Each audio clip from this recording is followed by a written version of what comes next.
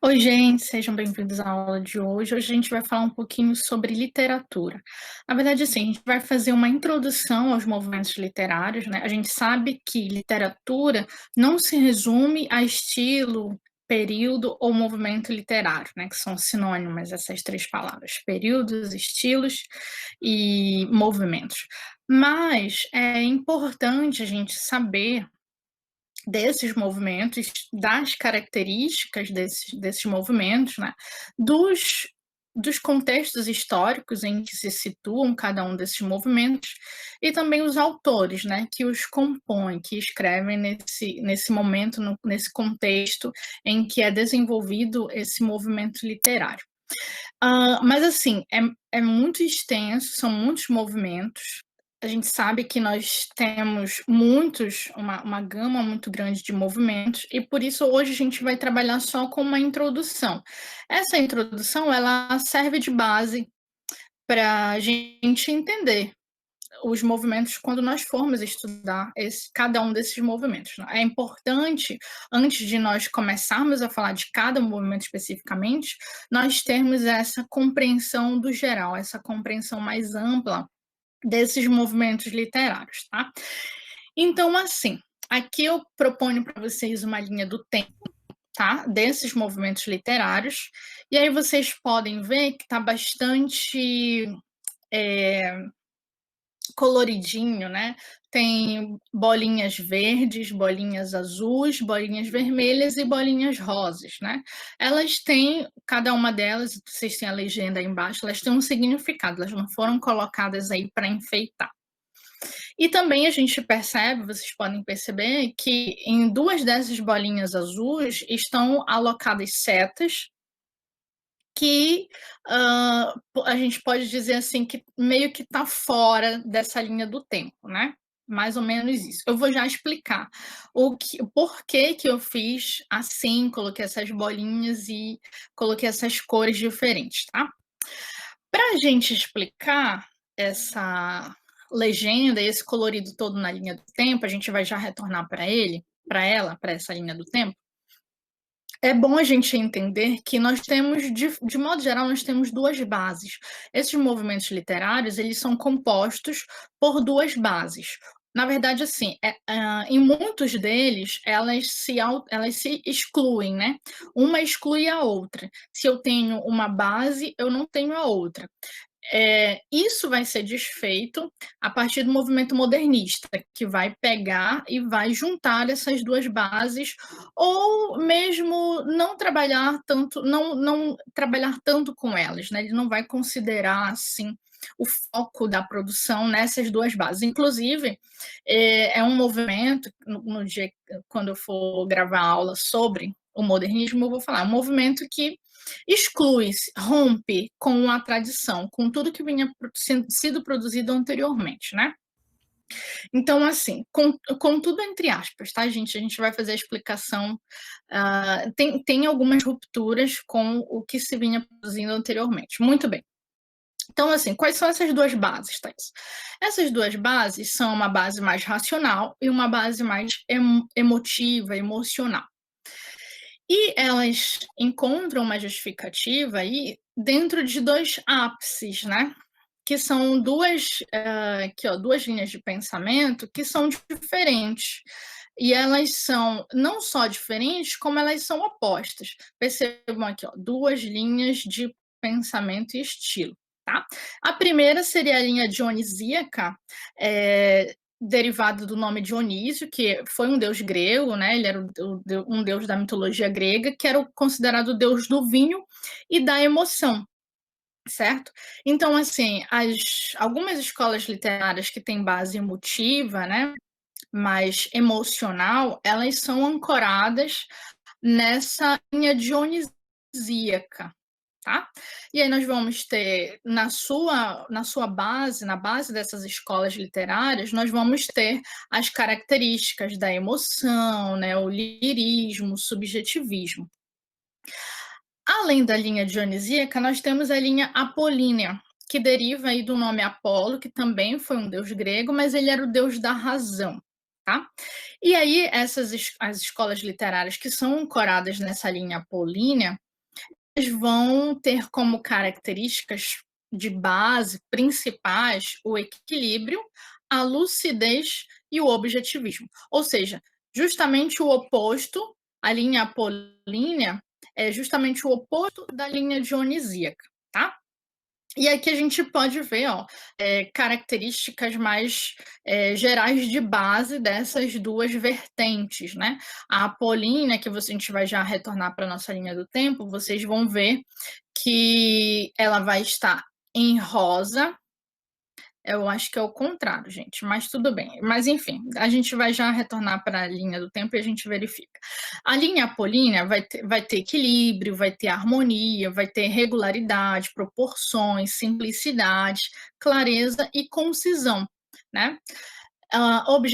Objetividade e racionalismo. Então, nós vamos ter um ideal estético e ético-estético, né? Que o bem é igual à beleza, tá? Eles são muito preocupados com a forma e tudo. No caso da dionisíaca, né, da linha dionisíaca, nós vamos ter o desequilíbrio, a sinuosidade, desregramento e formas contorcidas, complexidade, obscuridade e hermetismo, subjetividade e sentimentalismo, e até um certo irracionalismo, claro, se opõe à linha apolínea, que é racional, a dionisíaca vai ser irracionalista e também com um certo misticismo. Vamos só ver aqui, está ao contrário mesmo. Deixa eu ajeitar aqui para vocês verificarem essa diferença, tá? No caso, a apolínea, ela vai estar em verde, tá? Não em rosa, na nossa linha do tempo. E os movimentos de base dionisíaca vão estar em rosa na nossa linha do tempo. Mas assim, quando a gente vê aqui, ó, a nossa linha do tempo, a gente percebe isso, né? Eu fiz questão de colocar a legenda na linha do tempo. Então, em rosa estão as bolinhas dos movimentos que têm base emotiva, né? Emocional. Que, como a gente viu aqui, ó, são os movimentos de base dionisíaca, tá? Por isso, eu ajeitei aqui para vocês observarem que na nossa linha do tempo, os movimentos de base dionisíaca estarão em rosa, enquanto que os de base apolínea estarão em verde, tá bem? E aí, percebam, movimentos racionais, eu gostaria de falar que essa linha do tempo, ela está em ordem crescente, tá? Dos movimentos literários, tá? Tá na ordem direta mesmo, de acontecimento desses movimentos, tá?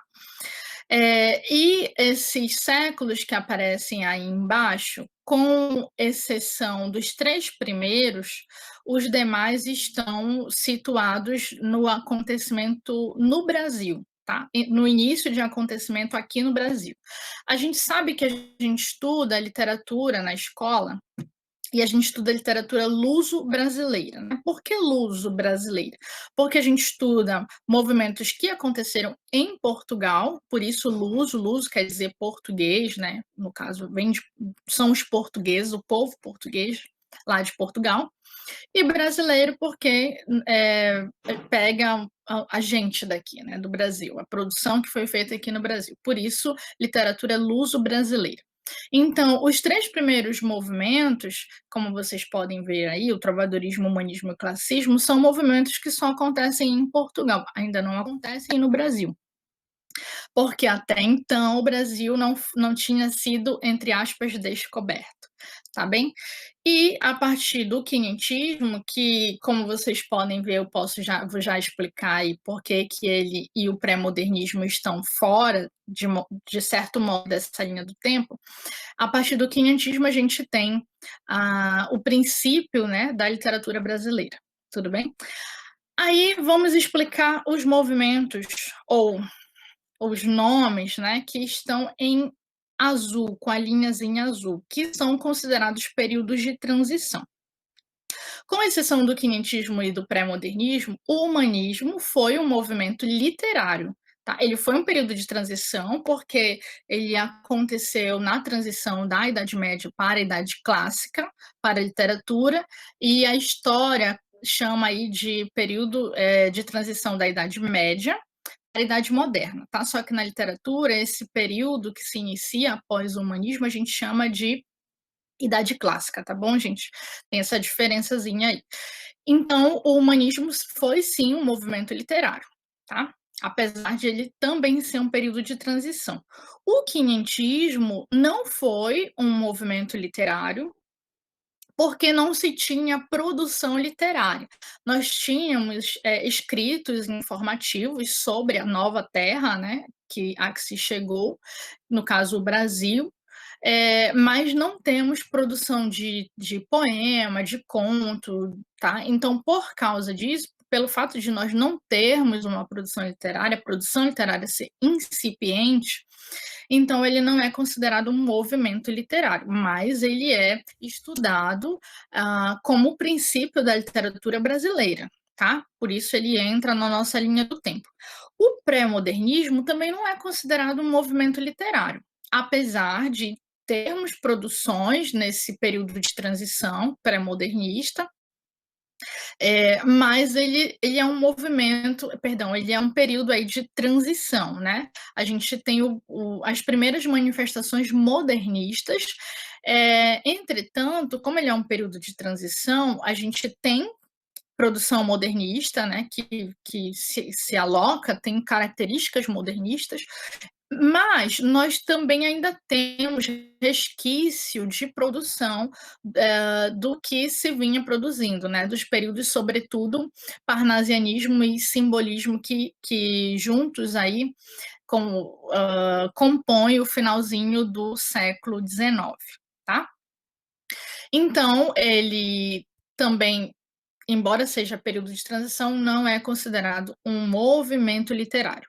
E para a gente finalizar, a gente tem aí, ó, finalizar nossa linha do tempo, a gente tem dois movimentos, né, que são movimentos ecléticos, são chamados de movimentos ecléticos porque não tem uma base nem emotiva nem racional.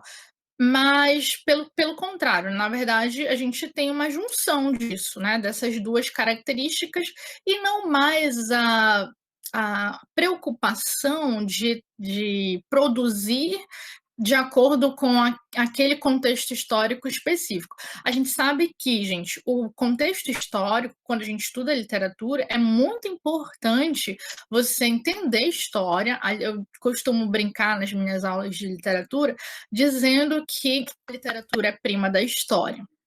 Né? Então, assim, a gente precisa ter conhecimento. Um conhecimento, é verdade, pode ser até um conhecimento básico, mas é importante ter esse conhecimento da história, porque muitas das produções, né, literárias, elas são reflexo do contexto histórico em que o autor vive. Então, às vezes, você só vai entender de fato a complexidade e ter essa compreensão da obra se você entender e conhecer o contexto histórico que aquele autor escreveu aquela obra. Tá bom? Então, por isso a gente chama aí esses dois últimos movimentos, como eles não têm essa preocupação de escrever em uma base específica, a gente chama de movimentos ecléticos, tá bom? Aí aqui a gente tem, ó, o que a gente tem para literatura, né? A produção literária luso-brasileira, que é o que eu falei para vocês. Aí a gente tem um quadro cronológico, tá bom? Aí a gente tem em Portugal, trovadorismo e humanismo compõem a era medieval. A era clássica é composta por classicismo, barroco e arcadismo, e a gente tem, posteriormente a isso, a era romântica, também chamada de era moderna, para a literatura, tá? Que compõe os movimentos romantismo, realismo, naturalismo, simbolismo e modernismo. Tá bom? Aqui no Brasil, a literatura informativa, como também é chamada, ou literatura de informação, vocês podem encontrar esses nomes para o quinhentismo em algumas obras, em alguns livros didáticos, eles podem ter nomes diferentes, tá? Então, os textos informativos, que seriam o quinhentismo, o barroco e o arcadismo, compõem o que a gente chama de era colonial, porque nesse período o Brasil ainda era uma colônia de Portugal. Com o romantismo, a gente vai ver na aula de romantismo, a gente tem a independência do Brasil. Então a gente passa a ter a constituir uma nação. Por isso, a partir do romantismo, romantismo, realismo, naturalismo, parnasianismo, simbolismo, pré-modernismo e modernismo, a gente tem o que a gente chama de era nacional, porque a gente já passou a ser uma nação. Tudo bem? Aí a gente tem o país, né, ou os países em que começou cada movimento literário. O trovadorismo começou lá numa região ao sul da França, chamada Provença. O humanismo se iniciou na Itália, assim como o classicismo, o barroco e o arcadismo. O romantismo tem origem em dois países diferentes, a Alemanha e a Inglaterra. O realismo, naturalismo, parnasianismo e o simbolismo se iniciam na França. Como vocês podem ver, nós não temos nada iniciado, de certa forma, no Brasil, né? Desses movimentos que estão aí. Mas o Brasil, ele sofre, claro, influências da Europa, e é isso que os modernistas questionam, né, que a gente, precisa, por isso que eles rompem com a tradição, porque eles afirmam que a gente precisa ter uma literatura nacional. Por isso a gente tem um nacionalismo, sobretudo na primeira fase, bastante exacerbado, na primeira fase do modernismo, tá. Embora a gente tenha também um nacionalismo, uma fase nacionalista, né, que é a chamada primeira fase do romantismo, mas o romantismo ainda, embora ele já esboce alguma tentativa de ruptura, mas ele ainda sofre bastante influência da Europa, tá bom? O modernismo que vem mesmo para, digamos assim, arrebentar a boca do balão, né? Eu não sei se é essa expressão que normalmente utiliza, mas ele vem para fazer essa ruptura de forma mais consistente, tá bom? Bem, gente, é isso. Eu esqueci de mudar aqui em cima, a gente não está falando de classicismo, a gente está falando de movimentos de introdução a esses movimentos, mas acontece aí com essas questões de formatação, tá bem? Eu espero que eu tenha ajudado vocês a entender um pouquinho, e isso, lembrando que isso é bastante importante para a gente entender a literatura de modo geral quando nós formos estudar os movimentos literários, cada um deles, tá bom? Eu espero que tenha ajudado, contribuído um pouquinho para entender essa questão mais geral dos movimentos literários, tá bom? Tchau para vocês, até a próxima aula. Vou fazer aqui um PS rapidinho, um pós-scriptum, porque eu acabei esquecendo de falar, que, como a gente vê aí na linha do tempo, os movimentos literários, como eles têm base diferente, né, a gente percebe uma alternância dessas bases. Por exemplo, se vocês olharem aí, o trovadorismo tem uma base mais emotiva, né? Porque a base dele é a emoção, e o movimento que vem depois, embora seja um período de transição, que é o humanismo, ele já tem uma base mais racional, porque ele tem a influência da ciência, né? Como ele é um período de transição, ele não está em verde, mas percebam que o classicismo, que é o movimento que vem depois do humanismo, está com a bolinha verde, porque ele é um movimento de base racional e ele se contrapõe, portanto, ao trovadorismo. Tá?